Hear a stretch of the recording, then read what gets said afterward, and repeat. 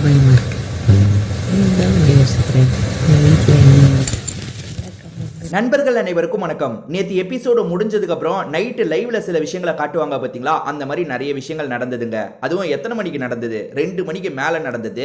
அதை பற்றி தான் இந்த வீடியோவில் நம்ம பார்க்க போகிறோம். அதுக்கு முன்னாடி இந்த வீடியோக்கு ஒரு லைக்கை போடுங்க. ரெக்வஸ்ட்டாக தான் இந்த விஷயத்தை கேட்குறேன். நீங்கள் லைக் போட்டிங்கன்னு வச்சுக்கோங்களேன், இந்த வீடியோ புஷ் ஆகிறதுக்கு இன்னும் ஹெல்ப்ஃபுல்லாக இருக்கும். ஸோ தயவு செஞ்சு பார்க்குறவங்க லைக் போடாமல் இருக்கீங்கன்னா ஒரு லைக்கை போட்டு கண்டினியூ பண்ணுங்க. இன்னும் நம்ம சேனலை சப்ஸ்கிரைப் பண்ணாமல் இருக்கீங்கன்னா கண்டிப்பாக சப்ஸ்கிரைப் பண்ணி வச்சுக்கோங்க. சின்ன சின்ன அப்டேட்ல இருந்து உடனே நம்ம சேனலில் வீடியோவாக வந்துடும். ஆக்சுவலா நைட்டு ஒரு 2 மணி இருக்கும். யார் யார் பேசிக்கிறாங்க? பார்வதி, கமருதீன் தான் பேசிக்கிறாங்க. இவங்க சனிக்கிழமை மாத்தி மாத்தி சண்டை போட்டுக்கிட்டாங்கல்ல, மாத்தி மாத்தி சண்டை போட்டுக்கிட்டாங்கன்னு சொல்ல முடியாது. கமருதீன் பயங்கரமா பார்வதி கிட்ட சண்டை போட்டாரு. ஸோ இதுக்கப்புறமாவது இவங்க பிரிஞ்சிருவாங்கன்னு பார்த்தேன். ஒவ்வொரு வாட்டியும் நம்ம ஏமாறுற மாதிரி திரும்பி ஏமாந்துருக்கோம். இவங்க பிரிகிற மாதிரிலாம் இல்லை. திரும்பி இவங்களோட லீலைகளை ஸ்டார்ட் பண்ணிட்டாங்க. 2 மணிக்கு உட்காந்து அவங்களோட கையில் வந்து முத்தம் கொடுக்குறாரு. அதுக்கப்புறம் என்ன சொல்றாருன்னா, கையில் முத்தம் கொடுத்துட்டு உன்னை எனக்கு ரொம்ப பிடிக்கும்ன்ற மாதிரி இழுத்துக்கிட்டே இருக்காரு. அதுக்கு பார்வதி இருக்காங்கல்ல, இருந்தாலும் பயமா இருக்கு அப்படி தானேன்னு கேட்குறாங்க. ஆமான்ற மாதிரி தலையாட்டுறாரு. கமருதீன் வந்து பார்வதி கிட்ட என்ன பிரச்சனை இருக்குன்றதா சொல்றான். அது என்ன தெரியுமா? உன்னை என்னால் முழுசாக புரிஞ்சிக்கவே முடியல. உன்னை எனக்கு பிடிக்கும், அதனால சில இடங்கள்ல நான் உன்கிட்ட இதாக இருக்கேன். ஆனால் நீ வந்து அதையே உனக்கு சாதகமாலாம் பயன்படுத்தி ஒரு கேம் மாதிரி பண்ணிட்டு இருக்க. எனக்கு அது பிடிக்கவே மாட்டேங்குது அப்படின்ற மாதிரி சொல்கிறான். உடனே பார்வதி, அப்படிலாம் நான் கேம் விளையாடலடா, நீ தான் தப்பாக புரிஞ்சிட்டு இருக்க, நான் அப்படிலாம் இல்லைடா அப்படின்ற மாதிரிலாம் சொல்லிட்டு இருக்காங்க. ஸோ இவங்களுக்குள்ள வந்து லவ் தான். இப்போ வந்து பார்வதி சப்போர்ட்டர்ஸ் இருக்காங்கல்ல, நம்ம இந்த மாதிரி இவங்க லீலைகள் பண்ணுறாங்கன்னு சொன்னால், ஏன் ப்ரோ இதை லீலைகள்னு சொல்கிறீங்க?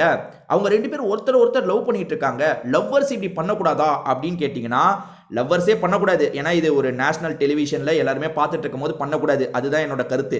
லவ்வர்ஸ்னா கூட ஒரு ஸ்டேஜில் பண்ணலான்னு வச்சுக்கோங்களேன். ஏன்னா வந்து எதை பற்றி எனக்கு கவலை இல்லைடா, நீ பார்த்தா பார்த்துட்டு போ, என் ஃபீலிங்ஸ் இது என் எமோஷனு, நான் வெளிப்படுத்துறேன் அப்படின்னு கூட சொல்லிக்கலாம் லவ்வர்ஸாக இருந்தா. இங்கே பிரச்சனை என்ன தெரியுமா? இவங்க லவ் பண்ணுறாங்கன்றீங்களா நீங்கள்? சரி, இப்போ லவ் பண்ணுறாங்க, வெளியே போய் இவங்க வந்து வெளியே போயும் லவ் பண்ணுவாங்க, அதுக்கப்புறம் கல்யாணம் பண்ணுவாங்க.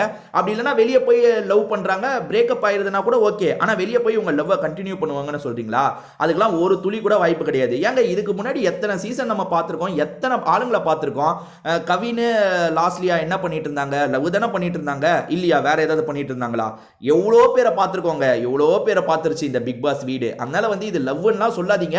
அப்படி சொல்றீங்கன்னா உங்களை நீங்களே ஏமாத்திக்கிறீங்கன்னு அர்த்தம். ஆக்சுவலா சும்மா இதெல்லாம் வந்து சும்மா பேச்சுக்கு தான் இவங்க ஓட்டிட்டு இருக்காங்களே தவிர லவ் கிவன்லாம் ஒன்றும் கிடையாது. சும்மா 2 பேருமே வந்து கொஞ்சம் க்ளோஸான ரிலேஷன்ஷிப்ல இருக்கிறதுக்கு இப்படி பண்ணிட்டு இருக்காங்க.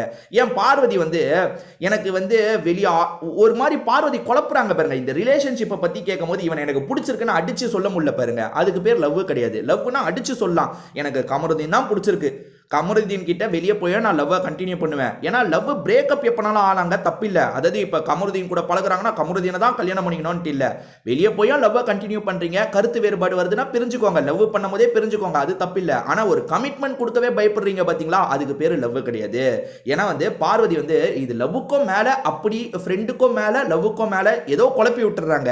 இதே மாதிரி தான் ஆதிரை பண்ணிட்டு இருந்தாங்க. அது என்னன்னா, பார்க்குற மக்களுக்கு ஒன்றுமே புரியக்கூடாது, நம்ம என்ன பழக்கத்தில் தான் இருக்கோன்றது புரியக்கூடாது. நம்ம வந்து செய்ய வேண்டிய, அதாவது லவ்வர்ஸாக இருந்து செய்ய வேண்டிய எல்லா விஷயத்தையும் செஞ்சிடணும். ஆனால் லவ்வர் கிடையாது அப்படின்னு ஒரு உருட்டிடுறாங்க. ஸோ அதுதான் நான் வந்து சொல்கிறேன்.